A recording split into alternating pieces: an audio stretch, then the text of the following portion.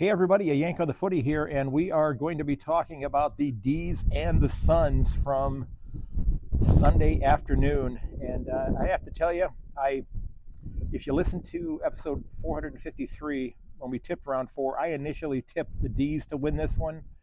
And then late on Saturday night, my time, I sent a note to my buddy Mick Aussie and then posted on my social media that I flipped my tip to Gold Coast, and that was after learning that Bailey Fritsch was going to be out with, I believe, a foot injury, if I'm not mistaken, and Matt Rowell was back from his finger injury.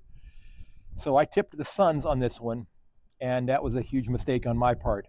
Um, I know I'm not alone in this, and I know I'm not the first person to say this, but is Max Gawn the best player in the comp right now? Has he been for the last several years?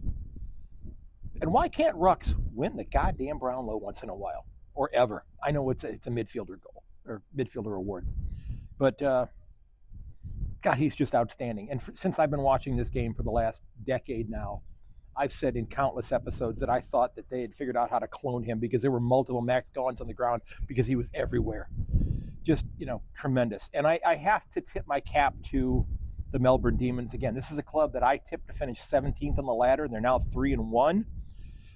They still have double ups with the Tigers and the Bombers this year. And while I think the Tigers are going to be competitive and Essendon may be more competitive, that's very likely going to get them to 7 wins. And who knows? They maybe got to figure out how to win 4 or 5 other games, and they're going to find themselves in finals. Now, a quiet comeback for Matty Rowell. Not a huge impact on the game.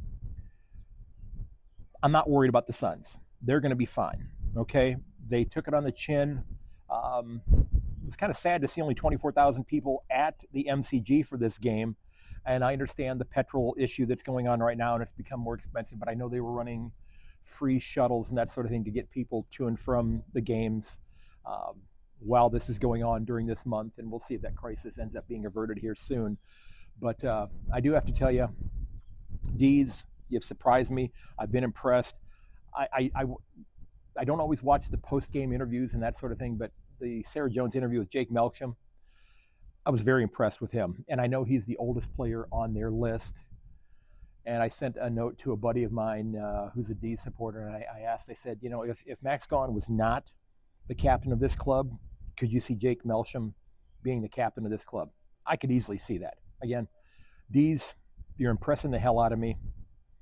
I probably made a huge mistake putting you 17th on the ladder, and I definitely made a huge mistake when I changed my tips. So congratulations on that, and check out yankonthefooty.com. Cheers.